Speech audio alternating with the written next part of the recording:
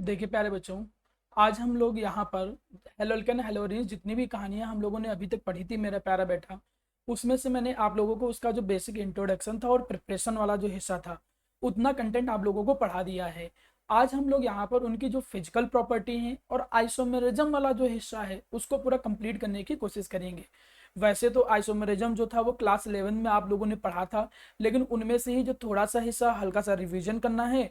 और सीबीएसई के जो बच्चे होते थे वो ऑप्टिकल आइसोमेरिज्म क्लास 11 में नहीं पढ़ते थे, तो मैं ऑप्टिकल आइसोमेरिज्म वाला जो हिस्सा है जो कि हेलोल्केन हेलोरिन्स में आगे चल के यूज होगा SN1 SN2 में, उसको भी कवर करने की कोशिश करूंगा फिजिकल प्रॉपर्टीज के साथ साथ। चलिए शुरुआत करते हैं आगे के आज के कंटेंट को लेके। देखिए मेरा प्यारा बच्चा, सबसे पहले हम लोग पढ़ रहे थे एल्काइल हैलाइड के बारे में। आप लोगों को एल्काइल हैलाइड के बारे में बहुत सारी बेसिक चीजें पता है। एक चीज बहुत अच्छे से समझ लीजिए कि अगर माना मेरे सामने कोई भी एल्काइल हैलाइड होता है, जैसे मैं माना ये कहूं कि माना मेरे सामने मैं कहूं कि यहाँ पर कार्बन है और यहाँ पर अगर कोई हैलोजन है, तो सबसे पहले हम लोग ये बोलते हैं कि जो कार्बन हैलोजन बॉन्ड होता है वो पोलर होता है। भाई ऐसा क्यों बोलते हैं कि पोलर होता है? एक्चुअली में यहाँ पर जो हैलोजन होता है ये मोर इलेक्ट्रोनिगेटिव होते हैं। आप लोगों को पहले से ही पता है कि हैलोजन इलेक्ट्रोनिगेटिव नेचर के होते हैं। इलेक्ट्रोनिगेटिव का मतलब होता है इलेक्ट्रॉन को अपनी तरफ खींचने की पावर। अब इलेक्ट्रॉन को अपनी तरफ खींचने की पावर हैलोजन के पास ज्यादा होगी, तो जब वो इलेक्ट्रॉन को अपनी तरफ खींच लेंगे तो उसके कारण उसके ऊपर हल्का सा निगेटिव चार्ज आ जाएगा, जबकि कार्बन के ऊपर स्लाइटली क्या आने लगेगा, पॉजिटिव चार्ज आने लगेगा। आपने देखा, क्या देखा कि इलेक्ट्रोनिगेटिविटी के डिफरेंस के कारण जब एलिमेंट के बीच में इलेक्ट्रोनिगेटिविटी का डिफरेंस होता है, इलेक्ट्रोनिगेटिविटी डिफरेंट होती है दोनों एलिमेंट में, ऐसे कंडीशन में दोनों एलिमेंट के ऊपर चार्जेस डेवलप होने लगते हैं, अपोजिट चार्जेस, या कह सकते हैं कि हम लोग पोलैरिटी डेवलप होने लगती है। आप यहाँ पर प्रॉपर्ली देख पा रहे हो, हेलोजन ज्यादा इलेक्ट्रोनिगेटिव होता है तो उस पर स्लाइटली निगेटिव आएगा और कार्बन के ऊपर स्लाइटली पॉजिटिव चार्ज आ जाएगा, जो कि इलेक्ट्रोनिगेटिविटी के डिफरेंस के कारण हुआ है। और इसके कारण कार्बन और हेलोजन बॉन्ड के कार्बन और हेलोजन एटम के ऊपर क्या होगा, पोलैरिटी डेवलप हो जाएगी। ड्यू टू विच हम लोग यहाँ पर, अगर हमसे कोई पूछता है कि नेचर क्या होता है कार्बन हेलोजन बॉन्ड का, तो हम कहते हैं कि कार्बन हेलोजन बॉन्ड जो होते हैं वो पोलर, उनका जो बॉन्ड होता है वो पोलर नेचर का होता है, उनके ऊपर पोलैरिटी डेवलप हो जाती है। ये आगे चल के कई जगह पर टास्क आपके काम आएगा। अब आगे चलिए ध्यान दीजिए, यहां पर एक चीज और समझ लो। अगर मैं कार्बन हेलोजन बॉन्ड की बात कर ही रहा हूं, तो जैसे मैंने यहां पर ये कहा कार्बन एंड फ्लोरीन, मैंने यहां पर कहा कि carbon and chlorine, halogen change करो, फ्लोरीन क्लोरीन ब्रोमीन आयोडीन, फिर carbon fluorine chlorine bromine iodine आ गया, फ्लोरीन क्लोरीन ब्रोमीन आया, इसके बाद यहां पर आयोडीन आ गया। अब अगर तुम यहां पर देखो तो कार्बन जो है वो तो कांस्टेंट है, कार्बन जो है वो तो कांस्टेंट है, लेकिन इसके साथ वाला जो एटम है, इसके साथ वाला हेलोजन की अगर मैं बात करूं, तो पहले फ्लोरीन छोटा था, फिर फ्लोरीन थोड़ा और बड़ा हुआ, फिर यहाँ पर ब्रोमीन और बड़ा हो गया, आयोडीन और बड़े साइज का हो गया, जिससे बॉन्ड लेंथ जो होगी, न्यूक्लियस के बीच की जो डिस्टेंस होती थी वो बढ़ने लग जाएगी। तो अगर कोई तुमसे कहे कि तुम जो यहाँ पर कार्बन हेलोजन बॉन्ड हैं, हेलोअल्केन होते हैं, उन हेलोअल्केन के अंदर कार्बन हेलोजन बॉन्ड जो होता है उनको बॉन्ड लेंथ के अकॉर्डिंग अरेंज करो, तो आपको सीधे सीधे पता चल रहा है कि कार्बन फ्लोरीन के कंपैरिजन में कार्बन क्लोरीन का बॉन्ड ज्यादा बॉन्ड लेंथ रखा हुआ है, इसके बाद कार्बन ब्रोमीन के बीच की जो बॉन्ड लेंथ है वो ज्यादा है, और सबसे ज्यादा कार्बन और आयोडीन के बीच की बॉन्ड लेंथ है। ये तो आप लोगों को पता था। अगर आप लोगों ने क्लास 11 में केमिकल बॉन्डिंग पढ़ा है तो आप लोगों को मालूम है कि जो बॉन्ड लेंथ होता है वो डायरेक्टली प्रोपोर्शनल होता है साइज ऑफ साइड एटम्स। जो साइड एटम्स लगे होते हैं मेन वाले के साथ, उनके साइज के डायरेक्टली प्रोपोर्शनल होता है। तो एक तो हिस्सा ये याद रखो यहाँ का। अब यहाँ पर अगर मैं इनकी फिजिकल प्रॉपर्टी की बात करूं, हेलोल्केन या फिर एल्काइल हैलाइड की, तो फिजिकल प्रॉपर्टी में जो सबसे ज्यादा एग्जाम में आता है वो boiling point and melting point, mainly boiling point पूछा जाता है, लेकिन तब भी हम इधर उधर की एक दो चीजें और सीख लेंगे। सबसे पहले जो लोअर हेलोल्केन होते हैं, लोअर हेलोल्केन का मतलब सर क्या, जिनमें कार्बन के नंबर जो होते हैं वो कम होते हैं, ऐसे जो हेलोल्केन होते हैं इनका जनरली जो बॉइलिंग पॉइंट होता है वो लो होता है। आप चाहे यहाँ पर क्लोरोमीथेन की बात कर लो, आप चाहे यहाँ पर क्लोरो इथेन की बात कर लो, या फिर आप यहाँ ब्रोमोमिथेन की बात कर लो। कार्बन देखिए यहाँ पर एक है, यहाँ पर कार्बन दो है, तो अगर कार्बन एक दो तीन ऐसे रहते हैं केवल, तो ज्यादातर जो लो हेलोल्केन है, मतलब कार्बन अगर एक से लेकर दो के आसपास है, ऐसे हेलो एल्केन जो होते हैं वो आप देखोगे कि ज्यादातर रूम टेम्परेचर पे गैसेस की फॉर्म में पाए जाएंगे। यहीं पे बाकी के जो हेलो एल्केन होते हैं जिनमें कार्बन 3 से लेकर थोड़े ज्यादा होते हैं, थोड़े 5 6 यहाँ तक, ये जब आपको देखोगे रूम टेम्परेचर पे तो ये आपको लिक्विड की फॉर्म में मिलेंगे, कलरलेस लिक्विड की फॉर्म में मिलेंगे स्वीट स्मेल के साथ। लेकिन इससे जो हायर कार्बन वाले हेलो एल्केन होते हैं वो आपको सॉलिड की फॉर्म में मिलेंगे। अगर कोई आपसे पूछ ले रीजन, माना आपसे कोई पूछ ही ले, आपसे पूछ ले कि जो ब्रोमोब्यूटेन है, ब्रोमोब्यूटेन जो है वो लिक्विड की फॉर्म में है, वहीं पे जो ब्रोमोमिथेन है वो गैस की फॉर्म में है, ऐसा क्यों? एक चीज ऐसा समझ लो, ये सॉलिड लिक्विड गैस का जो टास्क है वो है क्या? सॉलिड में जो पार्टिकल होते हैं वो थोड़े ज्यादा पास पास होते हैं, लिक्विड में पार्टिकल थोड़ा दूर चले जाते हैं, गैस में और दूर चले जाते हैं। यहां पे होता क्या है, as the number of carbons, जैसे हेलोजन के हेलोजन जो आप हेलो एल्केन लेकर चल रहे हैं उनमें कार्बन के नंबर बढ़ाओगे, जैसे जैसे आप कार्बन के नंबर बढ़ाओगे तो यहां पर क्या होंगे, नंबर ऑफ वंडरवॉल फोर्सेस, जो वंडरवॉल फोर्सेस लग रहे थे उन वंडरवॉल फोर्सेस के नंबर बढ़ने लगेंगे। मतलब मॉलिक्यूल के बीच में जो वीक फोर्सेस वंडरवॉल हैं वो इंक्रीज होने लगेंगे, जो कि साइज के प्रोपोर्शनल होते हैं। और जब मॉलिक्यूल के बीच में नंबर ऑफ वंडरवॉल फोर्स बढ़ने लगेंगे तो पहले जो कि वो गैस में था, वंडरवॉल फोर्स बढ़ेगा तो फिर वो लिक्विड में आ जाएगा, और वंडरवॉल फोर्स बढ़ेंगे तो फिर वो सॉलिड में आ जाएगा। इसीलिए अगर कोई कंपैरिजन करे स्टेट की बेसिस पे तो यहां पर आप कोशिश किया करो कि वंडरवॉल फोर्स की बेसिस पे एक्सप्लेन किया करो। आप ऐसे कहा करो कि कार्बन के नंबर अगर बढ़ेंगे तो कार्बन के नंबर बढ़ने पे क्या होगा कि यहां पर जो मोलर मास है, भाई कार्बन बढ़ने का मतलब मोलर मास बढ़ना, एटॉमिक साइज बढ़ना, मोलर मास और एटॉमिक साइज वो वंडरवॉल फोर्स के डायरेक्टली प्रोपोर्शनल होता है। आप चाहे तो ब्रैकेट में लिख भी सकते हो, क्या लिख सकते हो कि जो वंडरवॉल फोर्सेस होते हैं ये वंडरवॉल फोर्सेस डायरेक्टली प्रोपोर्शनल होते हैं साइज एंड, ये साइज के डायरेक्टली प्रोपोर्शनल होते हैं। इसके अलावा जो मोलर मास होता है, तो जैसे जैसे कार्बन बढ़ेंगे वैसे वैसे मोलर मास भी बढ़ेगा। तो अगर तुमसे कोई बोले कि भाई जो ब्रोमोमिथेन जो था भाई ये तो गैस में है आखिर, और यहीं पे अगर मैं माना ले लूं C2H5Br, ये ब्रोमोब्यूटेन ले लूं तो ये लिक्विड में है, आप इसका रीजन दो, तो आप रीजन ऐसे वंडरवॉल फोर्सेस के बेसिस पे ही एक्सप्लेन करोगे। तो उम्मीद करता हूं कि पहली जो फिजिकल प्रॉपर्टी है इनकी स्टेट को लेकर ध्यान में वो आपको समझ में आया होगा। कार्बन कम है, ऐसे हेलो एल्केन जो होते हैं वो जनरली गैस में होते हैं, कार्बन थोड़े बढ़ेंगे फिर वो लिक्विड में हो जाएंगे, और कार्बन बढ़ेंगे तो वो सॉलिड की फॉर्म में आ जाएंगे। चलिए इसके आगे बढ़ते हैं। इसके आगे जो नेक्स्ट हिस्सा है वो है मेरा प्यारा बच्चा बॉइलिंग पॉइंट। चलिए बॉइलिंग पॉइंट को भी थोड़ा अच्छे से समझने की कोशिश करते हैं कि बॉइलिंग पॉइंट की कहानी क्या कहता है। एक बात बहुत अच्छे से समझ लीजिएगा, बॉइलिंग पॉइंट अगर फिजिकल प्रॉपर्टी की मैं बात करूं ऑर्गेनिक कंपाउंड में तो सबसे ज्यादा पूछा जाने वाला हिस्सा है। बॉइलिंग पॉइंट के 3 नियम तुम हमेशा लगाओगे, यह चीज हमेशा ध्यान रखना, हर चैप्टर में आपको केवल 3 ही नियम में लगाऊंगा। रूल नंबर एक, सबसे पहला नियम आप क्या लगाओगे मेरा प्यारा बच्चा, कि जो बॉइलिंग पॉइंट होता है वो डायरेक्टली प्रोपोर्शनल होता है मॉलिक्यूलर मास के। आप इसको सबसे पहले बहुत अच्छे से दिमाग में बैठा लीजिए, इसको भूलना ही नहीं है। बॉइलिंग पॉइंट जो होता है वो डायरेक्टली प्रोपोर्शनल होता है मॉलिक्यूलर मास के। मॉलिक्यूलर मास जितना ज्यादा होगा बॉइलिंग पॉइंट उतना ज्यादा होगा। आखिर ऐसा क्यों? तो पहले चलो बॉइलिंग पॉइंट समझो कि बॉइलिंग पॉइंट होता क्या है। बॉइलिंग पॉइंट का मतलब वो टेम्परेचर जिसपे लिक्विड गैस में कन्वर्ट होना स्टार्ट हो जाए।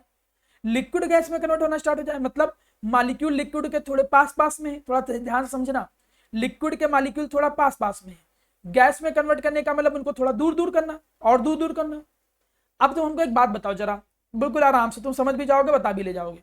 मैं आपसे ये पूछूं कि अगर मॉलिक्यूल के बीच में किसी भी तरीके के फोर्स लग रहे थे, मैं कहूं कि मॉलिक्यूल के बीच में किसी भी तरीके के फोर्स लग रहे हैं, तो उनको सेपरेट करना, उनको दूर करना कठिन होगा कि आसान? ऑब्वियस चीज है, आपका आंसर क्या आएगा? कठिन होगा। क्यों कठिन होगा? क्योंकि उनके बीच में फोर्स लग रहे हैं। मतलब उनको गैस में कन्वर्ट करना, लिक्विड से गैस में कन्वर्ट करना, मतलब उनको दूर दूर करना वो कठिन होगा। मतलब हीट क्या देनी पड़ेगी? ज्यादा देनी पड़ेगी, ज्यादा टेम्परेचर तक हीट करना पड़ेगा। इससे पता चल रहा है कि बॉइलिंग पॉइंट जो होगा वो रेज कर जाएगा।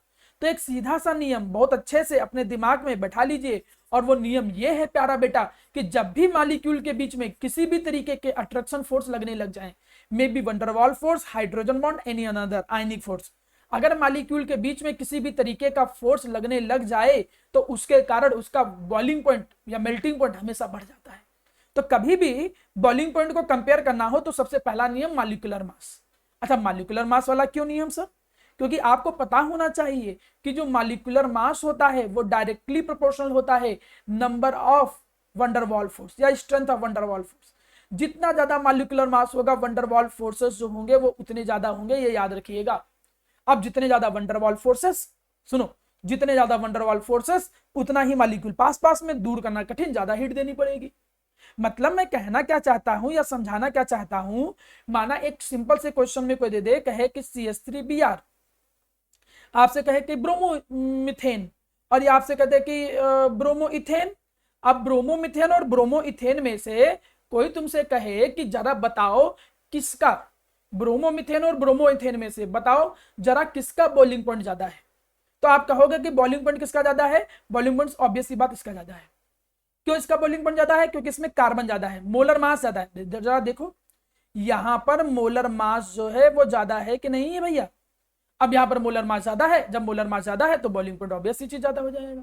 तो ये बात अपने दिमाग में बिल्कुल होशो हवास में बैठा लेना कि सर का जब भी बॉइलिंग पॉइंट आए, केवल इसी चैप्टर में नहीं, मेरी बात फिर से सुनो बिल्कुल दिमाग से, ध्यान से, इस चैप्टर में नहीं पूरे ऑर्गेनिक भर में जब भी बॉइलिंग पॉइंट कंपेयर करने के लिए आए तो जिस पैटर्न में सिखा रहा हूं वही 3 नियम लगेंगे। पहला नियम क्या लगेगा? पहला नियम लगेगा मॉलिक्यूलर मास का।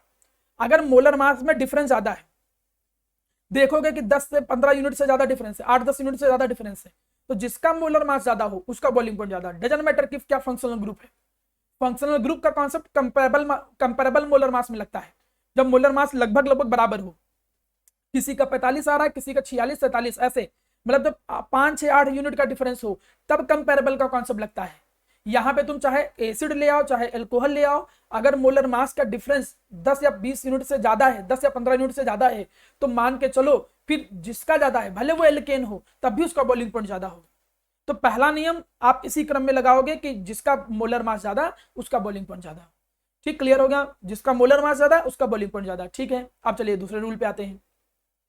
रूल नंबर 2, अब इसके बाद मैं इसको सिखाऊंगा, अभी बॉइलिंग पॉइंट का क्वेश्चन भी प्रैक्टिस कराऊंगा, यहां ध्यान दो। रूल नंबर 2 क्या कहता है? रूल नंबर 2 ये कहता है बॉइलिंग पॉइंट के केस में कि जो बॉइलिंग पॉइंट होता है प्यारा बेटा वो इनवर्सली प्रोपोर्शनल होता है ब्रांचिंग के। अच्छा सर, ये कॉन्सेप्ट कब लगाएंगे? ये ब्रांचिंग वाला जो कॉन्सेप्ट है ये तुम तब लगाओगे जब आइसोमर का केस आ जाए। क्यों? क्योंकि आइसोमर में तो मास सेम होता है ना, आइसो का मतलब सेम, मर्ज का मतलब यूनिट जिनका मास सेम हो। तो आइसोमर में क्या होता है? सेम मोलर मास होता है। अब सेम मोलर मास होगा तो पहला नियम कहां लगेगा? पहले नियम के अकॉर्डिंग तो बॉइलिंग पॉइंट सेम होगा, है ना? तो दूसरा नियम लगाओगे। दूसरा नियम क्या? कि जितनी ज्यादा ब्रांचिंग होगी बॉइलिंग पॉइंट उतना कम। आप ऐसे समझो, आप ऐसे समझो, आखिर इसका रीजन क्या है। मैं एक क्वेश्चन ऐसे दे दूं, माना मैंने एक क्वेश्चन कहा कि मैंने कहा एक ये है ब्रोमोप्रोपेन या क्लोरोप्रोपेन ले लो।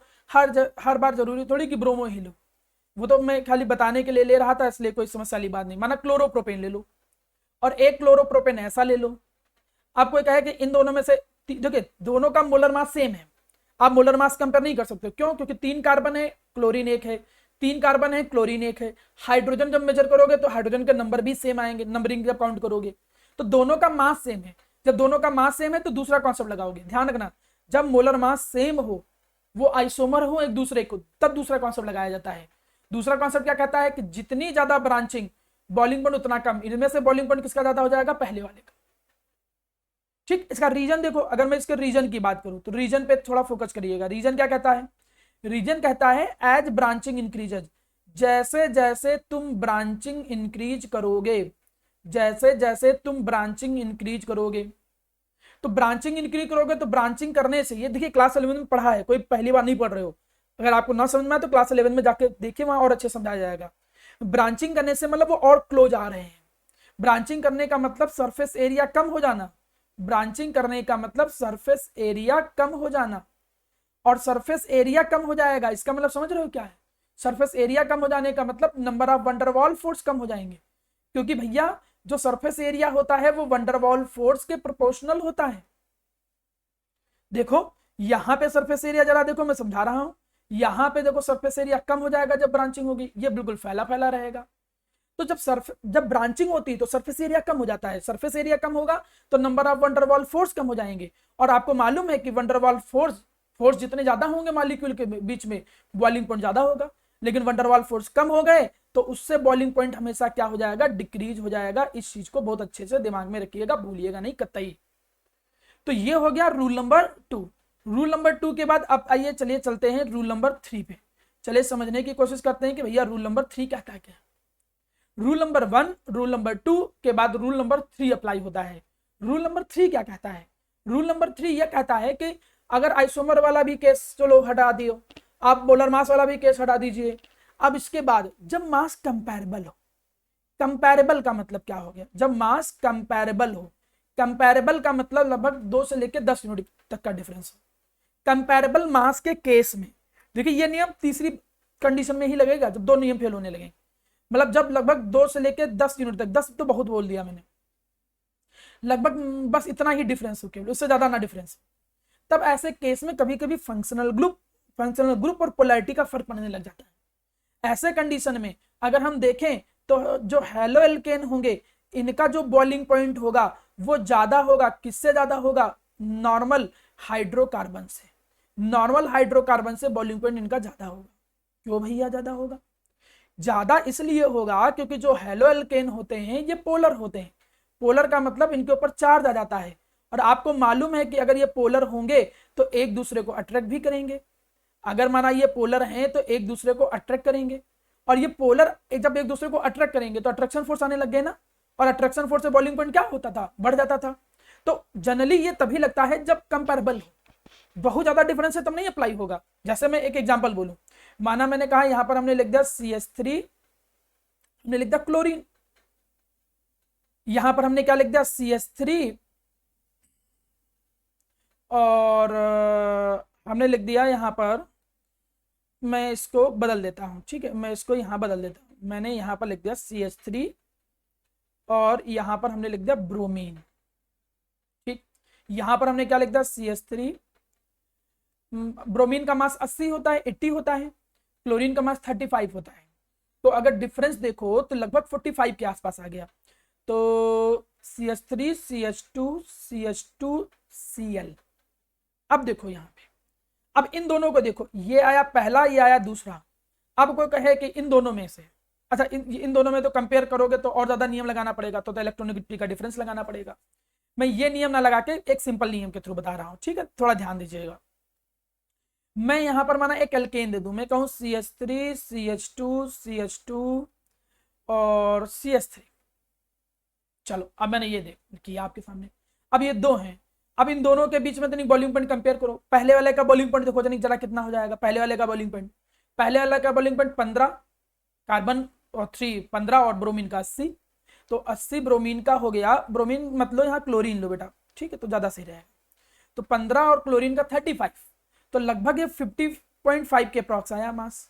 इसका मास देखो तो 15 15 30 और 15 चकु 60, और 60 का मतलब ये लगभग आया 58 के आसपास। ये देखो, तो मास का डिफरेंस लगभग 6-7 यूनिट है। जब मास का डिफरेंस 6-7 यूनिट हो तब ऐसी कंडीशन में जो एल्काइल हैलाइड होगा उसका मास नॉर्मल एल्केन से ज्यादा हो जाएगा, क्योंकि ये पोलर होते हैं या नॉन पोलर होते हैं। तो तुम हमेशा जब बॉइलिंग पॉइंट लगाने जाओगे याद रखना बॉइलिंग पॉइंट में केवल 3 ही नियम लगते हैं। सबसे पहले देखो मोलर मास का डिफरेंस अगर 8 यूनिट से ज्यादा है तब तो सीधा सा नियम, जिसका मोलर मास ज्यादा उसका बॉइलिंग पॉइंट ज्यादा। मोलर मास सेम है तो जितनी ब्रांचिंग का कॉन्सेप्ट लगा दो। अगर मोलर मास 8 से कम यूनिट का डिफरेंस है केवल, तो वहां पर कंपैरेबल नियम लगता है। और कंपैरेबल में जो हैलोल्केन होते हैं, एल्काइल हैलाइड होता है, उनका बॉइलिंग पॉइंट नॉर्मल हाइड्रोकार्बन से ज्यादा होता है। अब मैं यहां पर कुछ क्वेश्चन कराता हूं, देखता हूं कि बॉइलिंग पॉइंट का कॉन्सेप्ट समझ में आया कि नहीं आया, इसको मिटा दे रहा हूं, ठीक है। मैंने माना एक क्वेश्चन दिया आपको, ठीक, हमने एक क्वेश्चन यहां पर लिखा, हमने लिखा यहां पर CH3 CH2 CH2 CH2 Br, ये पहला दिया।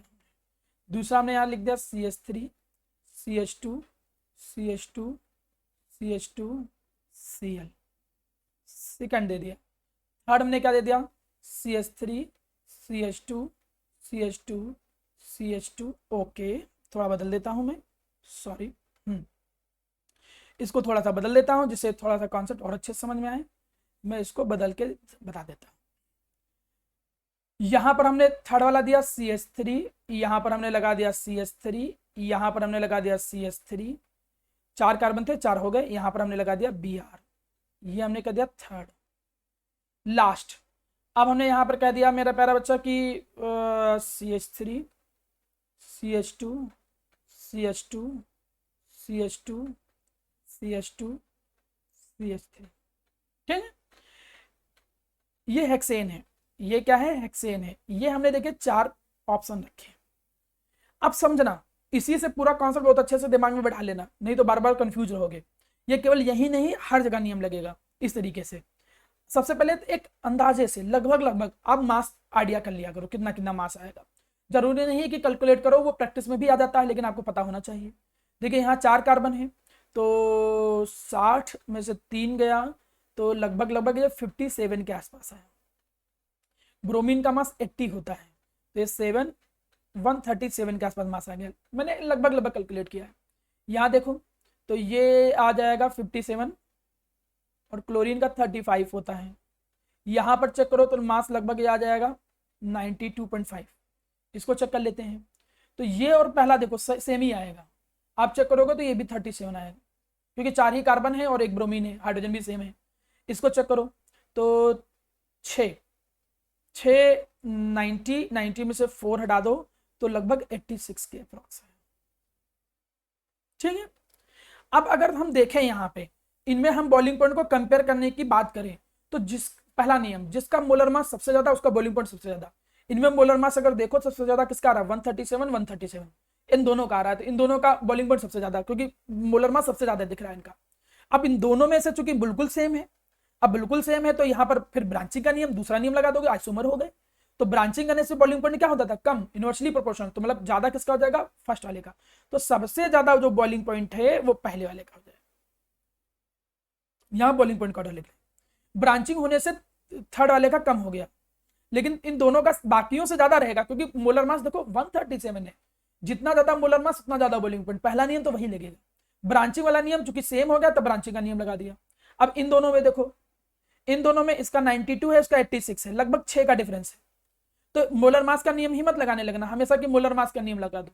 वैसे तो मोलर मास का भी लगाओगे तब भी अप्लाई हो जाएगा, लेकिन भले इसका 86 होता है, इसका 92 होता है, लेकिन हेलोल्केन का ज्यादा ही होता, क्योंकि लगभग जब कंपेरेबल होता है तो कंपेरेबल में किसका मास ज्यादा होता है, हेलोल्केन का। इसलिए यहां पर फिर कौन आ जाएगा, सेकंड, क्योंकि पोलर होते हैं। और सबसे कम पे कौन आ जाएगा मेरा प्यारा बच्चा, ये आ जाएगा आपका फोर्थ वाला। तो देखिए बॉइलिंग पॉइंट का ऑर्डर इस तरीके से कर लिया।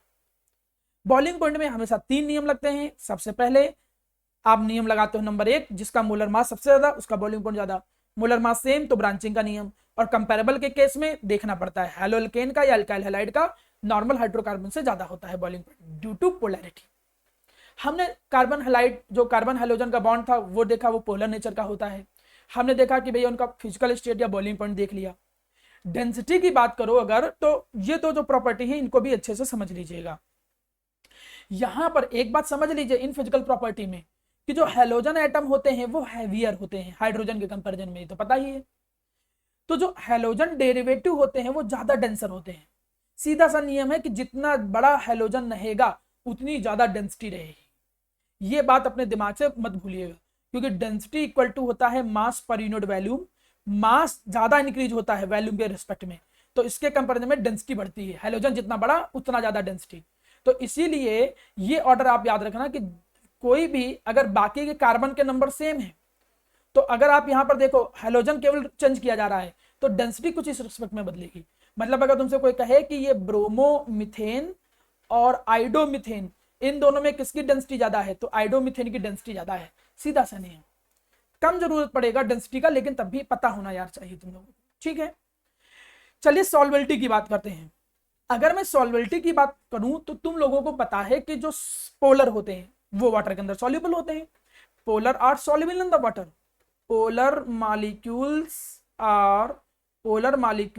Are soluble in water. Polar molecules जो होते हैं वो सॉल्युबल होते हैं वाटर के अंदर। और आपने भी पढ़ा कि हैलोल्केन पोलर होते हैं, तो उस हिसाब से वाटर के अंदर वो सॉल्युबल होने चाहिए, सीधी चीज है। अच्छा, वाटर के अंदर सॉल्युबल क्यों होते हैं, क्योंकि वाटर भी पोलर होता है। और क्लास 11 में एक नियम पढ़ा है, polar dissolve in polar, polar polar में डिजॉल्व होते हैं। तो पोलर मॉलिक्यूल पोलर में डिजॉल्व होते हैं, ये तो पक्का पता था। लेकिन यहां पर बड़ा सरप्राइजली आपको चीजें अलग मिलेंगी। क्या अलग मिलेंगी? आप देखोगे कि कार्बन हाइड्रोजन बॉन्ड जो होता है वो पोलर तो होता है, but in spite of the polarity, polarity के बावजूद भी जो एल्काइल हैलाइड है, ये क्वेश्चन भी आता है आपके बोर्ड में, कई बार एग्जाम में ये क्वेश्चन बनता है कि पोलैरिटी के इंस्पाइट, पोलैरिटी के बावजूद भी जो एल्काइल हैलाइड होते हैं they are insoluble into the water, वो वाटर के अंदर इनसॉल्युबल होते हैं, क्योंकि यहां पर जो नॉन पोलर नेचर है वो इंक्रीज हो जा रहा है। और वो नॉन पोलर नेचर किसके कारण इंक्रीज हो रहा है? ड्यू टू हाइड्रोकार्बन चेन वाला कारण, जिसके कारण इनएबिलिटी हो जाती है हाइड्रोजन बॉन्ड बनाना। वो एक तो हाइड्रोजन बॉन्ड नहीं बना पाता है, दूसरा मैं इसको समझाता हूं, थोड़ा ध्यान समझो। एक्चुअली होता क्या है कहानी में, ये है कि जैसे मैं यहां पर बनाऊं CH3Br, यहां पर मैं लिख दूं CH3CH2Br, या मैं और बड़ा अल्काइल कर दूं, तो एक्चुअली में अगर तुम ये देखो, ये वाला हिस्सा जो है, ये इतना हिस्सा, ये इतना हिस्सा जो है अल्काइल ग्रुप, ये नॉन पोलर होता है, ये नॉन पोलर हिस्सा होता है। अब जैसे ये कार्बन, यहाँ इतना बॉन्ड पोलरिटी आने लगती, स्लाइटली पॉजिटिव स्लाइटली निगेटिव आने लगता, लेकिन ये वाला जो हिस्सा है, ये वाला हिस्सा क्या है? नॉन पोलर है। ये वाला हिस्सा क्या है? नॉन पोलर है। अब माना इसे और बड़ा कर दो, तुम इस अल्काइल वाले हिस्से को और बड़ा कर दो, हम माना ऐसे कर दें, हम यहाँ लिख दें CH3 CH2 CH2, और यहाँ पर ये कार्बन के साथ मैं बॉन्ड लगा दूं, तो ये तो पोलर हिस्सा, ये तो पोलर था बॉन्ड, लेकिन ये जो इतना बड़ा सा हिस्सा है जो कि है क्या? जो कि नॉन पोलर है, जो कि है क्या? जो कि नॉन पोलर है।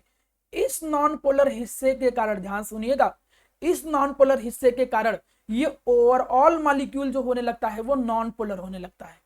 ये ऐसे समझो कि अगर आप अच्छे हो लेकिन किसी खराब के साथ तुम रह रहे हो, थोड़े खराब साथ रहोगे थोड़ी खराब होने लगोगे, और ज्यादा खराब साथ रहोगे तो और ज्यादा तुम्हारे अंदर खराबी आने लगेंगी। तो ये हिस्सा नॉन पोलर था, ये हिस्सा जितना बड़ा होता चला जाएगा वो ओवरऑल जो नॉन पोलैरिटी है, ओवरऑल जो नॉन पोलैरिटी है, ओवरऑल नॉन पोलैरिटी, वो ओवरऑल नॉन पोलैरिटी बढ़ जाएगी। ये पोलर था, लेकिन जैसे जैसे अल्काइल ग्रुप बढ़ता चला जाएगा नॉन पोलरिटी बढ़ती चली जाएगी, ये नॉन पोलर पूरे को और नॉन पोलर बना देगी। तो इसके कारण जब वो नॉन पोलर हो जाएगा तो वाटर के अंदर सॉल्युबिलिटी घट जाएगी, फिर इसके अंदर एबिलिटी ही नहीं रहती है। कौन सी एबिलिटी नहीं रहती है? कि जो पानी के अंदर वाटर के मॉलिक्यूल आपस में जुड़े थे हाइड्रोजन बॉन्ड के थ्रू, जब वो पोलर ज्यादा रहते हैं तो पोलर रहने के कारण वो आराम से ही हाइड्रोजन बॉन्ड को ब्रेक कर सकते हैं।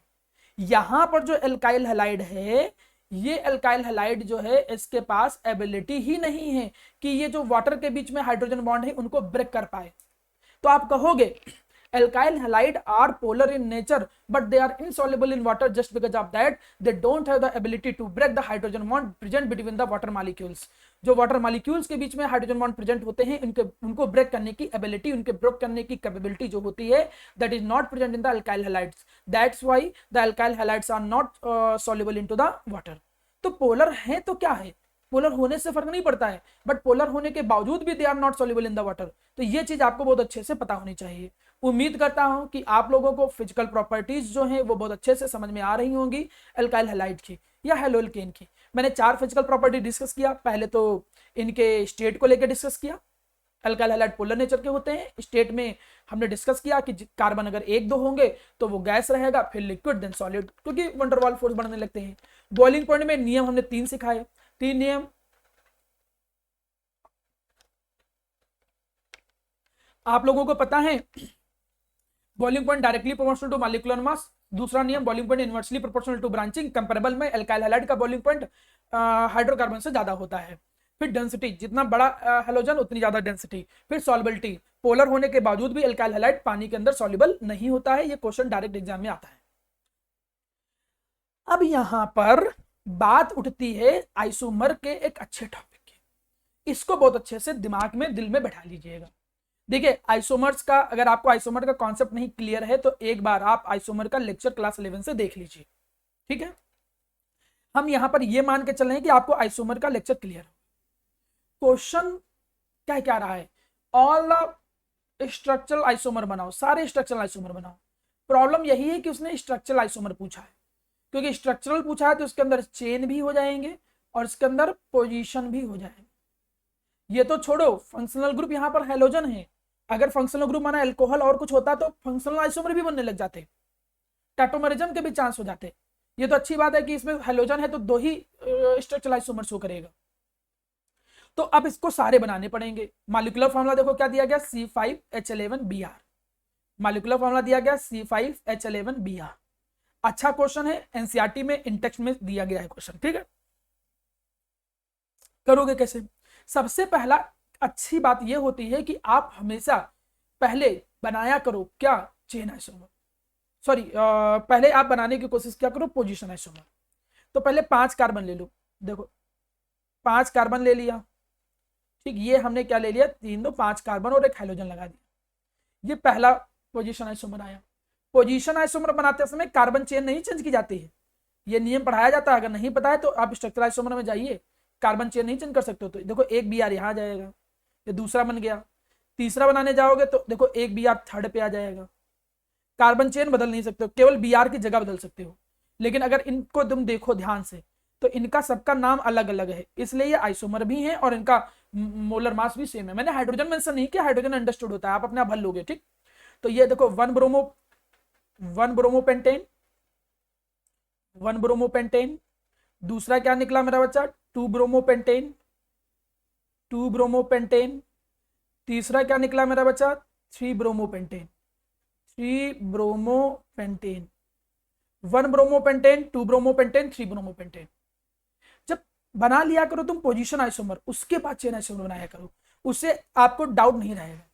अब इसके चेन आइसोमर बनाओ, देखो कितने बन सकते हैं इसके चेन आइसोमर।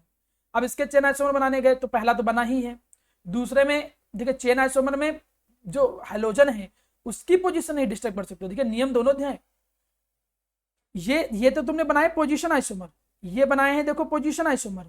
और पोजीशन आइसोमर जब बनाते हो तो कार्बन चेन नहीं बदलते हो, और जब चेन आइसोमर बनाते हो तो पोजीशन नहीं बदलते हो हाइड्रोजन की, तो हाइड्रोजन की पोजीशन नहीं रहेगी, कार्बन की जगह बदलो। तो कार्बन एक तुम यहां लगाओगे तो वही बन जाएगा, यहां लगा के देखो नया बनेगा। अब कैसे पता करोगे, आप उसके लिए पुराना लेक्चर देखिए आइसोमर के, उससे ज्यादा प्रैक्टिस होगी। यहां पर आप लिख लिख के प्रैक्टिस करो, वो ज्यादा अच्छा है। आप लिखोगे तो खुद ही आइडिया लग जाएगा कि नया है कि पुराना कंपाउंड है। तो देखो ये 1 bromo 3 methyl, 1 bromo 3 methyl butane, ये एक नया कंपाउंड बन गया, देखिए। अब इसके बाद इसकी 4 कार्बन स्ट्रेट लाइन में ही रखोगे। अब आपने इसको क्या किया, यहां लगा के देखा, यहां लगा के देखा, देखो फिर से नया compound 1 bromo 2 methyl, 1 bromo 2 methyl butane. अब इसको उठा के यहां नहीं लगा सकते, क्यों नहीं लगा सकते, क्योंकि अगर यहां गलती से तुमने लगा दिया तो Br की जगह फिर 2 पे हो जाएगी, देखो Br 2 पे आ जाएगा, ये पेंचन बन जाएगी। और आप कभी भी जब बनाने चलते हो क्या, जब आप बनाने चलते हो चेन आइसोमर, तो चेन आइसोमर बनाते समय जो पोजीशन होती है हाइड्रोजन की वो नहीं बदल सकते हो। 1 ब्रोमो तो 1 ब्रोमो, देखिए हर नाम में 1 ब्रोमो चल रहा है, तो पहले वाले के 2 बने। अब इसमें और देख लेते हैं क्या और कार्बन चेन बदलने से कुछ बन सकता है, तो देखते हैं। एक और मुझे लग रहा है बना ले जाएंगे हम लोग। अगर हम यहाँ 3 ही कार्बन मेंशन करें और इसको 1 पे ही मेंशन करें, तो एक यहां लगा दो और एक यहां लगा दो, ये भी एक नया कंपाउंड है, देखो उसका भी नाम लिखो। तो 1 ब्रोमो 1 ब्रोमो, ये क्या जाएगा 2,2 डाई मिथाइल प्रोपेन। तो देखो ये भी एक नया बन गया, ठीक। तो इसके कितने बने, 3 बन गए। अब इसमें तुम और ट्राई करो, अगर इन दोनों को यहां ले आओगे तो नहीं बनेगा, हाँ क्योंकि Br की फिर जगह बदल जाएगी, 1 पे नहीं रहेगा। अब इसमें देखते हैं, इसमें देखो कितने बन सकते हैं। इसमें ये कह रहा है कि जो 4 कार्बन तो ऐसे ले लो, ये 2 पे Br लगा था, 2 पे Br लगा था। अब एक कार्बन जो तुमने चुराया है, हटाया है, उस एक कार्बन को लगा के देखो, यहां लगाओगे तो यही बन जाएगा, इसको यहां लगा के देखो, ये नया कंपाउंड है, देखो नया कंपाउंड है। तो इसका नाम देखो क्या है, 2 ब्रोमो 3 मिथाइल। देखो कहीं बना नहीं होगा, ये चेक कर लेना, 2 ब्रोमो 3 मिथाइल ब्यूटेन, ठीक, 2 ब्रोमो 3 मिथाइल ब्यूटेन। अब इसी में एक और इसका बना सकते हैं, इसका और बनाओ। इसको अगर हम यहां पे लगा दें, ये Br यहां पे है और ये कार्बन हम यहां लगा दें, तो अभी भी देखो 2 पे ही है Br, तो इसका भी नाम देखो क्या है, 2 ब्रोमो 2 मिथाइल, और नाम क्या आ जाएगा, 2 ब्रोमो 2 मिथाइल ब्यूटेन। समझ में आ रहा है। अब इसके नहीं बनेंगे, इसमें तुम कार्बन चेन बदल के देखोगे तो कुछ वही नाम आ जाएगा। देखिए ये तभी होता है जब तुम उनकी प्रैक्टिस कर करके सीखोगे, तब आइडिया लगता है।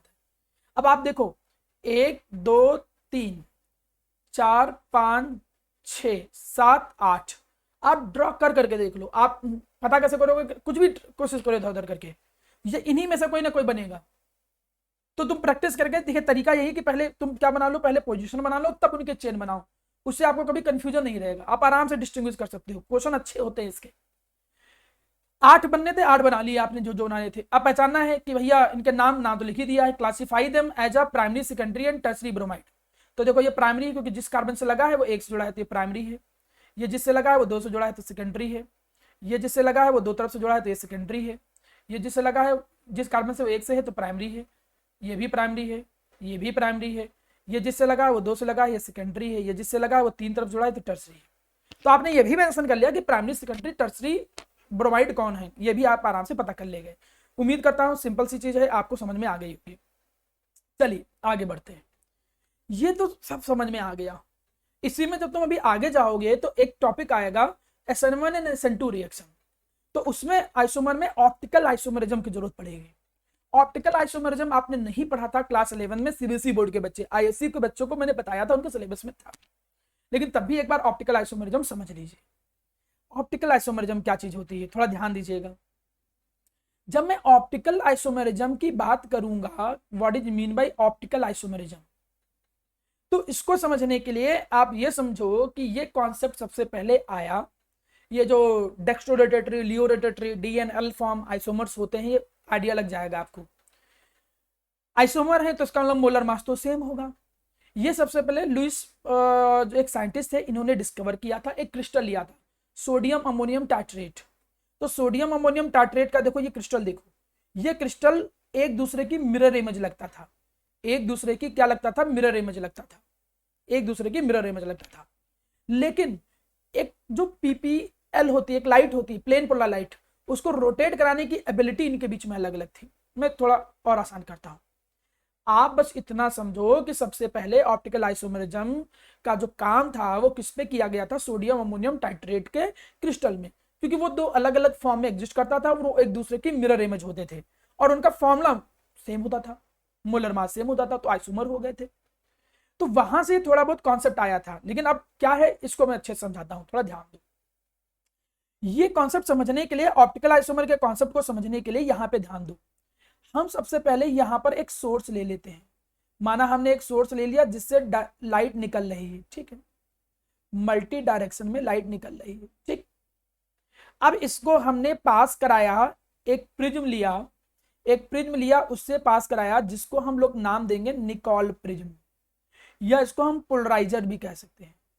हमने इसको पास कराया किससे, निकोल प्रिज्म से पास कराया, हमने इसको किससे पास कराया, निकोल प्रिज्म से पास कराया। अभी समझ में आ जाएगा, ध्यान दो, सब समझ में आ जाएगा। अब जैसे ही आपने इस लाइट को निकोल प्रिज्म से पास कराया तो हुआ क्या, समझिए, जैसे तुमने इसको निकोल प्रिज्म से पास कराया तो हुआ क्या, निकोल प्रिज्म में एक पतली सी छोटी सी ऐसे स्लिट कटी थी, ऐसे पतली सी एक स्लिट कटी थी।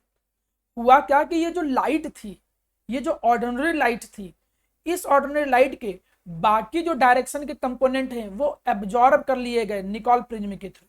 केवल एक यूनी डायरेक्शनल लाइट, केवल एक सिंगल डायरेक्शन में जो लाइट थी, केवल वही यहां से निकल रही थी, ओनली सिंगल डायरेक्शनल लाइट। एक सिंगल डायरेक्शन में जो लाइट थी वो सिंगल डायरेक्शन में लाइट निकल रही थी, इसको बोल रहे थे हम लोग PPL, इसको बोल रहे थे प्लेन पोलराइज्ड लाइट। हम यहाँ कह क्या रहे थे, ऑर्डिनरी लाइट। एक नॉर्मल ऑर्डिनरी लाइट को जैसे ही तुम निकोल प्रिज्म से पास कराते हो, तो निकोल प्रिज्म के पास कराने पर वो जब पास होकर निकलेगा तो जो लाइट निकलेगी उसको PPL बोलोगे, प्लेन पोलराइज्ड लाइट, ठीक है। इसको हम कहेंगे क्या, यूनिडायरेक्शनल लाइट, इसको क्या कहेंगे, यूनिडायरेक्शनल लाइट।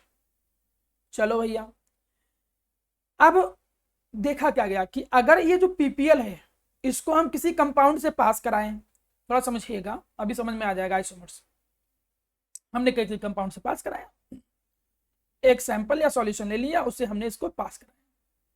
जब हमने इसको इससे पास कराया लाइट को, तो लाइट को पास कराने पे दो सिचुएशन क्रिएट हुए।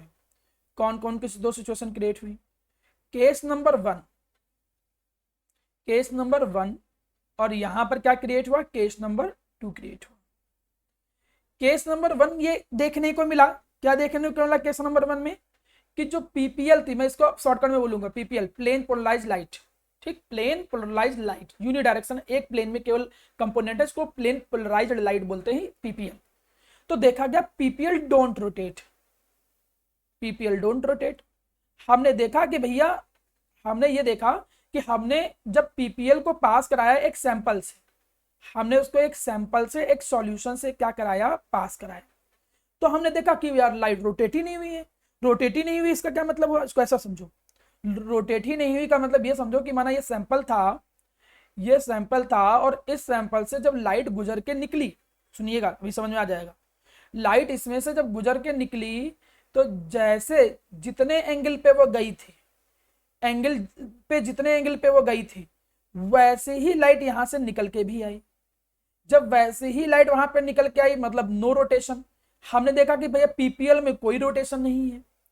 तो ऐसे ऑर्गेनिक कंपाउंड, ऐसे सैंपल ऑफ सॉल्यूशन जो पीपीएल को रोटेट नहीं करा पाते हैं, जो पीपीएल को रोटेट कराने की एबिलिटी नहीं रखते हैं, उनको बोलते हैं optically inactive compound, optically inactive compound. ये ध्यान रखिएगा, कंपाउंड मतलब एक सीधी सी भाषा में तुमसे कोई पूछे कि ऑप्टिकली इनएक्टिव कंपाउंड क्या होते हैं, आप जरा बताइए ऑप्टिकली इनएक्टिव कंपाउंड क्या होते हैं, तो आप कहोगे दो सॉल्यूशन या कंपाउंड, वो ऐसे सॉल्यूशन या compound which don't have ability, जिनके पास एबिलिटी ही नहीं होती है, विच डोंट हैव एबिलिटी, जिनके पास एबिलिटी नहीं होती है, ability to rotate PPL, PPL को रोटेट कराने की जिनके पास एबिलिटी ही ना हो, ऐसे सॉल्यूशन को या ऐसे कंपाउंड को बोलेंगे ऑप्टिकली इनएक्टिव। ध्यान रखना, कौन ऑप्टिकली इनएक्टिव होंगे, जो पीपीएल को रोटेट नहीं कर पाएंगे। पीपीएल क्या, यूनिडायरेक्शनल लाइट। कब, जब निकोल प्रिंस से हमने पास कराया था, सिंपल सी चीज। केस नंबर 2, अब केस नंबर 2 में हमने क्या देखा कि भैया जब केस नंबर 2 में हमने इससे जब पीपीएल को पास कराया, हमने जब पीपीएल को इससे पास कराया, प्लेन पोलराइज्ड लाइट को पास कराया थ्रू दिस, चलो पास कराते हैं, ध्यान दो, हमने इसके थ्रू पीपीएल को पास कराया। पीपीएल को पास कराने का मतलब यूनिडायरेक्शनल कंपोनेंट थे, हमने इसके थ्रू पीपीएल को पास कराया। अब इसको मैं थोड़ा सा सही बना देता हूं जिससे समझ में आ जाए, ठीक, मैं इसको यहां बना दे रहा हूं जिसे आप ज्यादा अच्छे से ऑब्जर्व करो। हमने कहा ये हमारा सॉल्यूशन लिया तुमने, ये दूसरा केस है, केस नंबर 2 बना रहा हूं। अब इस सॉल्यूशन में हमने क्या किया, पीपीएल को पास कराया जी, अच्छा पास करा दो, कोई बात नहीं। पीपीएल का मतलब प्लेन पोलराइज्ड लाइट, पीपीएल का मतलब प्लेन पोलराइज्ड लाइट जिसमें यूनिडायरेक्शनल कंपोनेंट है। अब जब हमने इसके थ्रू पास कराया, इसके थ्रू पास कराया, तो हमने देखा पीपीएल रोटेट हो गई भाई। हमने क्या देखा कि पीपीएल रोटेट हो गई, प्लेन पोलराइज्ड लाइट रोटेट हो गई। अच्छा, अगर पीपीएल रोटेट करा दे, अगर कंपाउंड पीपीएल को रोटेट करा दे, तो ऐसे सॉल्यूशन या कंपाउंड जो पीपीएल को रोटेट करा सकते हैं, जो पीपीएल को रोटेट करा सकते हैं इन ईदर डायरेक्शन, किसी भी डायरेक्शन में, उन कंपाउंड और सॉल्यूशन को हम क्या नाम देंगे, उन्हें हम कहेंगे ऑप्टिकली एक्टिव। उन्हें हम क्या कहेंगे, ऑप्टिकली एक्टिव कंपाउंड कहेंगे। पहले तो ये बात अपने दिमाग में समझ लो। अब रोटेट तो करा दिया, अब किधर रोटेट करा दिया, इस पे आ जाओ। तो देखा गया कि रोटेट कराने में दो तरफ से, यहां पर दो सिचुएशन बनी। देखा गया कि कुछ कंपाउंड ऐसे थे, उन्होंने देखा, मैं इसको बना भी दे रहा हूं कंपाउंड जिससे थोड़ा ज्यादा अच्छे से समझ में आए। जैसे हमने यहां पर एक सैंपल सॉल्यूशन बना दिया S1, हमने कहा बना, इधर बना दिया मैंने S1, इधर हमने बना दिया S2, जिससे थोड़ा फील भी है, समझ में आए। हमने देखा कि दोनों से हमने पीपीएल को पास कराया भैया, इससे भी पीपीएल को पास कराया, इससे भी पीपीएल को पास कराया। अच्छा भी, पीपीएल क्या होती है, पीपीएल का मतलब प्लेन पोलराइज्ड लाइट, पीपीएल का मतलब क्या है, प्लेन पोलराइज्ड लाइट। थोड़ा ध्यान से देखो, समझ में आ जाए। हमने इससे भी पास कराया पीपीएल को, इससे भी पास कराया, रोटेट दोनों में हो गया। अगर रोटेट हो गया तो कंपाउंड को कहेंगे क्या, ऑप्टिकली एक्टिव, सीधी बात है। अगर कोई भी कंपाउंड जो पीपीएल को रोटेट करा दे, प्लेन पोलराइज्ड लाइट को रोटेट करा दे किसी भी डायरेक्शन में, उसको ऑप्टिकली एक्टिव कहेंगे। हमने देखा कि पहली कंडीशन में किधर रोटेट करा दिया, राइट साइड। पहली कंडीशन में किधर रोटेट करा दिया, राइट साइड, दाईं तरफ रोटेट करा दिया। और दूसरा जो सॉल्यूशन था वो पीपीएल को किधर रोटेट करा रहा है, लेफ्ट साइड। दूसरा किधर रोटेट करा रहा है, लेफ्ट साइड रोटेट करा रहा है। तो अगर सॉल्यूशन पीपीएल को रोटेट करा दे रहा है तब तो वो ऑप्टिकली एक्टिव कहलाएगा। लेकिन उनमें से भी जो रोटेट करा दे किधर, राइट डायरेक्शन में, जो राइट डायरेक्शन में रोटेट करा दे तो उसको हम लोग बोलते हैं dextro rotatory, dextro rotatory compound, पीछे लिखा होगा देखो। और जो कंपाउंड पीपीएल को लेफ्ट साइड रोटेट करा दे उसको बोलते हैं लियो रोटेटरी, लियो रोटेटरी। कोई बहुत कठिन नहीं, लेफ्ट मतलब यहाँ लियो मतलब लेफ्ट और डेक्स्ट्रो मतलब दाएं, ठीक है। तो हिंदी में कोई बात नहीं, समझ जाओगे। तो जो राइट साइड रोटेट करा दे, जो कंपाउंड पीपीएल को, ये पीपीएल है, जो पीपीएल को राइट साइड रोटेट करा दे वो डेक्स्ट्रो रोटेटरी, और जो लेफ्ट साइड रोटेट करा दे उसको लियो रोटेटरी कहते हैं। इसको डी फॉर्म बोलते हैं, इसको एल फॉर्म बोलते हैं। इन दोनों का देखा गया कि मोलर मास सेम है, लेकिन जो पीपीएल को रोटेट कराना था, पीपीएल को रोटेट कराने की जो एबिलिटी थी, जो डायरेक्शन था वो अलग अलग था। तो इन्हीं को हम क्या कहते हैं, ऑप्टिकल आइसोमर कहते हैं। अब अगर शब्दों को जोड़ो तो आराम से डिफिनेशन बना लोगे।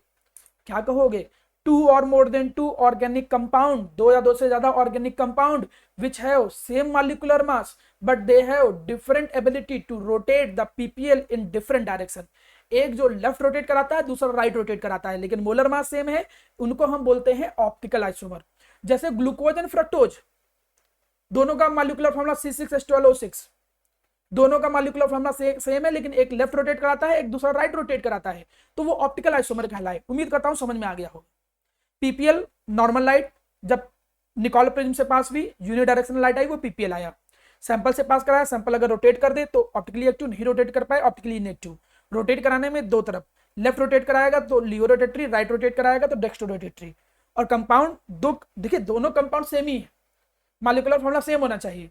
दो कंपाउंड जिनका मॉलिक्यूलर फॉर्मूला सेम है लेकिन एक लेफ्ट रोटेट करा रहा है, एक राइट रोटेट करा रहा है, ऐसे दो या दो से ज्यादा कंपाउंड को हम ऑप्टिकल आइसोमर बोलते हैं। रोटेशन कुछ ऐसे देखो, ये लाइट देखो ऐसे परपेंडिकुलर आ रही, ये इधर रोटेट हो गई, दिख रहा होगा, ये सीधे परपेंडिकुलर आ रही थी, ऐसे ऐसे आ रही थी, और ये ऐसे ऐसे रोटेट हो गई, हो रही नहीं रोटेट। तो देखो ये लाइट सोर्स से पास किया, पोलराइजर निकोल प्लेन से पास करा, यूनिडायरेक्शनल लाइट आई, अब रोटेट हुआ, कितना रोटेट हुआ उसको एनालाइजर से पता करते हैं, और जितने एंगल पे रोटेट हुआ उसको बोलते हैं ऑप्टिकल रोटेशन। उसको क्या बोलते हैं, ऑप्टिकल रोटेशन, कितने एंगल पे रोटेट हुआ। तो छोटी मोटी डिफिनेशन समझ में आ गए होंगे कि क्या है रोटेशन का मतलब। लेकिन ये तो कॉन्सेप्ट चलो समझ में आ गया, ठीक है, ये कॉन्सेप्ट समझ में आ गया, हमको ऑप्टिकल आइसोमर समझ में आ गया। ऑप्टिकल आइसोमर क्या होता है, टू और more than two organic compound having the same molecular formula but they rotate the PPL into the different direction. Molecular formula same हो, एक लेफ्ट रोटेट कराए, एक राइट रोटेट कराए, उनको डेक्स्ट्रो लियो रोटेटरी जो होगा, लेफ्ट करेगा तो लियो, राइट करेगा डेक्स्ट्रो रोटेटरी, उनको कंबाइंड रूप से हम क्या बोलेंगे, ऑप्टिकल आइसोमर बोलेंगे। लेकिन क्या ऑप्टिकल आइसोमर पहचानने के लिए हमको बस लाइट पीपीएल के थ्रू ही पता करने का तरीका है? नहीं जी, ऐसा नहीं। हम उनकी मिरर इमेज, उनकी सिमेट्री की बेसिस पे भी पता कर सकते हैं कि वो ऑप्टिकल है या नहीं है आइसोमर। तो अगले कॉन्सेप्ट पे आते हैं, चलिए ध्यान दीजिए। ये कहा गया कि कंपाउंड अगर कायरलिटी रखता है, उसको अलग लोग अलग अलग तरीके से पढ़ते हैं, चायरलिटी, कायरलिटी, अलग अलग तरीके से पढ़ते हैं, ठीक।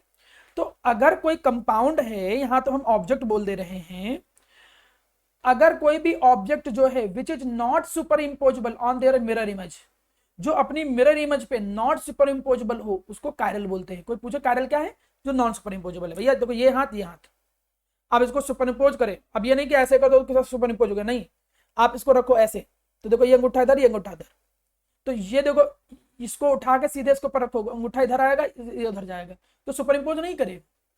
इसको उठा के इसके ऊपर रखो, पलट के रखोगे तो सुपर इम्पोज कर देगा, लेकिन ऐसे सीधे रखोगे, सीधे ही ले जाके इसके ऊपर रखोगे तो ये इसमें आर इधर है, इसमें आर उधर चला जाए। तो और अगर देखो ध्यान से तो ये एक दूसरे की मिरर इमेज भी है। आप इसको ध्यान से देखो, क्या मिरर इमेज नहीं लग रही? बिल्कुल लग रही, चाहे कंपाउंड की बात करो चाहे आप पाम की बात कर लो। तो कोई भी ऑब्जेक्ट, डजन मैटर में कंपाउंड ही की बात करूं ऐसा जरूरी नहीं, कोई भी कंपाउंड, कोई भी ऑब्जेक्ट, कोई भी कंपाउंड, कोई भी ऑब्जेक्ट जो एक दूसरे की मिरर इमेज हो लेकिन नॉन सुपर इम्पोजेबल हो, लेकिन सुपर इम्पोज ना करें, ऐसे कंपाउंड को, ऐसे ऑब्जेक्ट को मैं कायरल ऑब्जेक्ट या कायरल कंपाउंड कहता हूं। तो उम्मीद करता हूं कायरल वर्ड समझ में आ गया होगा। और ये प्रॉपर्टी जो सब्सटेंस या कंपाउंड रखते हैं उसको बोलते हैं कायरलिटी. तो if someone asks what are the chiral substance, you say chiral substance can be defined as those substance which are non superimposable on their mirror images, जो अपनी मिरर इमेज के ऊपर नॉन सुपर इम्पोजेबल हो. Okay जी. अब देखो, those object which are superimposable on their mirror image, और जो सुपर इम्पोजेबल हो जाए, भाई जो नॉन सुपर इम्पोजेबल है उनको बोलते हैं कायरल, और जो सुपर इम्पोज हो जाए, सुपर इम्पोजेबल हो जाए, उनको अकायरल बोलते हैं. जो सुपर इम्पोज हो जाए उनको क्या बोलते हैं? अकायरल सब्सटेंस बोलते हैं. जो सुपर इम्पोज हो जाए उनको क्या बोलते हैं? अकायरल सब्सटेंस बोलते हैं. ठीक है. देखो मैंने पिछली बार ही बोला था कि एक लेफ्ट रोटेट कराएगा, एक राइट रोटेट कराएगा. अब ये जो लेफ्ट और राइट रोटेट कराने वाले जो हैं, देखिए दो डेफिनेशन है. जो मॉलिक्यूलर मास सेम हो, लेफ्ट और राइट रोटेट कराएं, तो उन दोनों को पेयर को हम ऑप्टिकल आइसोमर बोलते हैं.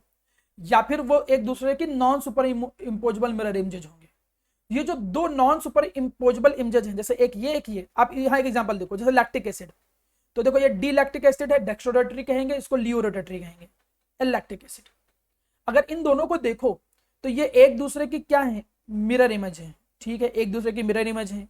लेकिन उठा के रखोगे तो क्या सुपर इम्पोज करेगा? नहीं करेगा. ये OH इधर है, ये OH इधर है. तो ये दोनों जो non superimposable mirror images हैं, ये दोनों जो non superimposable mirror images हैं, इन दोनों को कंबाइंड रूप से एक साथ क्या कहते हैं? इनको एनेंशियोमर्स कहते हैं. कई बार एग्जाम में पूछा जाता है 1 नंबर में, क्या होते हैं enantiomers? Non superimposable mirror images. जो non superimposable mirror images होते हैं उनको एनेंशियोमर्स कहते हैं. यही जो दो non superimposable mirror images होते हैं, ये ऑप्टिकल आइसोमर का काम करते हैं. डेक्स्ट्रोरोटरी और लियो रोटेटरी काम करते हैं. जरूरी नहीं कि हम लाइट को रोटेट करा के ही चेक करें. Non superimposable mirror images हैं अगर, तो हम जान जाएंगे कि भैया वो ऑप्टिकल आइसोमर शो कर सकते हैं, ऑप्टिकल आइसोमर की कंडीशन को फॉलो कर सकते हैं. लेकिन क्या हम मिरर इमेजेस ही बनाते रह जाएंगे? लेकिन पहले उससे पहले कुछ कॉन्सेप्ट समझ लो. मिरर इमेजेस और नॉन सुपर इम्पोजेबल जो होते हैं उनको कहते हैं एनेंशियोमर्स. तो अगर देखो तुम इन दोनों को, ये देखो ऐसे ऐसे देखो, ये ऐसे ऐसे देखो, ये दोनों अगर एक दूसरे के देखो तो एक दूसरे के क्या है? Mirror images. इसमें OH इधर है तो इसमें OH इधर है, इसमें OH इधर है तो इसमें OH उधर है. तो ये एक दूसरे की मिरर इमेजेस हैं, लेकिन उठा के रखोगे तो नॉन सुपर इम्पोजेबल. तो ये non superimposable mirror images हैं, तो ये दोनों एनेंशियोमर्स हैं. सिमिलरली प्यारा बेटा, ये दोनों भी मिरर इमेजेस हैं. लेकिन अगर इन दोनों को देखा जाए, इसको देखो और इसको देखो, तो ये दोनों क्या हैं? ये दोनों नॉन मिरर इमेजेस हैं. ये मिरर इमेज है ही का. ये देखो इसमें 2 OH इधर है, इसमें अलग अलग है. तो जो नॉन मिरर इमेजेस हो, नॉन मिरर इमेजेस हो, नॉन मिरर इमेजेस हो, इनको क्या कहते हैं? डायस्टीरियोमर्स कहते हैं. जो नॉन मिरर इमेजेस हो उनको डायस्टीरियोमर कहते हैं. 1 मिनट को बेटा.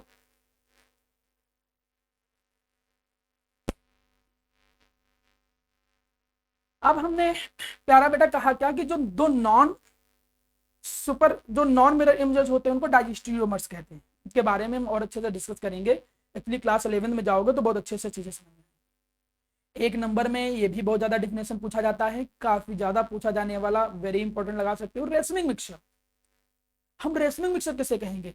हम रेसमिंग मिक्सचर उनको कहते हैं एक ऐसा मिक्सचर जिसके अंदर 50% जो हो, 50% डेक्स्ट्रोरोटेटरी कंपाउंड हो और 50% जो हो लिवोरोटेटरी कंपाउंड हो. तो वो ओवरऑल क्या हो जाता है? वो ओवरऑल ऑप्टिकली इनएक्टिव हो जाता है. वो ओवरऑल ऑप्टिकली इनएक्टिव हो जाएगा. ठीक. अब यह एक कंपाउंड ऐसा है जिसने 50% मॉलिक्यूल ने उसको लेफ्ट रोटेट करा, फिर 50 ने राइट रोटेट करा, तो सीधा हो गया. तो जब निकलेगा तो ओवरऑल थोड़ी रोटेट होगा. 50% लेफ्ट राइट रोटेट करा देने तो जैसा था रोटेशन वैसा निकला. तो ऐसा मिक्सचर जिसमें 50% जो होते हैं वो क्या होते हैं? डेक्स्ट्रोरोटेटरी, 50% लियो रोटेटरी होते हैं. मतलब एक ऐसा मिक्सचर जिसमें दोनों एनेंशियोमर्स इक्वल अमाउंट में होते हैं, जिसके कारण जीरो ऑप्टिकल रोटेशन होता है, जिसके कारण वो कंपाउंड ओवरऑल मिक्सचर जो होगा ओवरऑल ऑप्टिकली इनएक्टिव हो जाएगा. उसको कहते हैं रेसमिक मिक्सचर. और वो जो जीरो ऑप्टिकल रोटेशन हो गया है वो किसके कारण हो गया है? Due to cancellation of rotation. Rotation के कैंसिल हो जाने के कारण हो गया है. तो ये भी ध्यान रखिएगा रेसमिक मिक्सचर क्या होते हैं. 50% of D form, 50% of L form, जो जिसके कारण ओवरऑल रोटेशन कितना हो जाएगा, 0 हो जाएगा। अब मन में आएगा कि सर चलो ये भी समझ में आ गया कि mirror image non super imposable. अब क्या कोई क्वेश्चन आएगा तो बैठ के हम यही करते रहेंगे, मिरर इमेज ही बनाते रहेंगे, और कोई तरीका नहीं है। एक तरीका और भी है। कहा गया कि अगर कोई ऑर्गेनिक कंपाउंड है, ऑर्गेनिक है तो मेनली कार्बन, तो कहा गया कि कोई अगर ऑर्गेनिक कंपाउंड है और उसके अंदर कायरल कार्बन है, हम यहाँ पर एक नाम दे रहे हैं, थोड़ा ध्यान से समझिएगा, बहुत अच्छी चीज है ये। कहा गया कि अगर उसके अंदर कायरल कार्बन है, असिमेट्रिक कार्बन है, ठीक है, डिसिमेट्रिक कार्बन भी कहते हैं या स्टीरियो सेंटर भी कहते हैं, स्टीरियो सेंटर भी कहते हैं, ठीक। कहा गया किसी भी ऑर्गेनिक कंपाउंड के अंदर अगर कायरल कार्बन है तो मान के चलो कि वो कंपाउंड ऑप्टिकली एक्टिव के चांस बढ़ जाते हैं। कायरल कार्बन क्या है? कायरल कार्बन हम उस कार्बन को कहेंगे जिस कार्बन पे लगी हुई, अटैच हुई चारों चीजें, उसकी वैलेंसी से जुड़े चारों मॉलिक्यूल जो भी हैं वो डिफरेंट हो। मतलब A can not equal to B, can not equal to C, can not equal to D.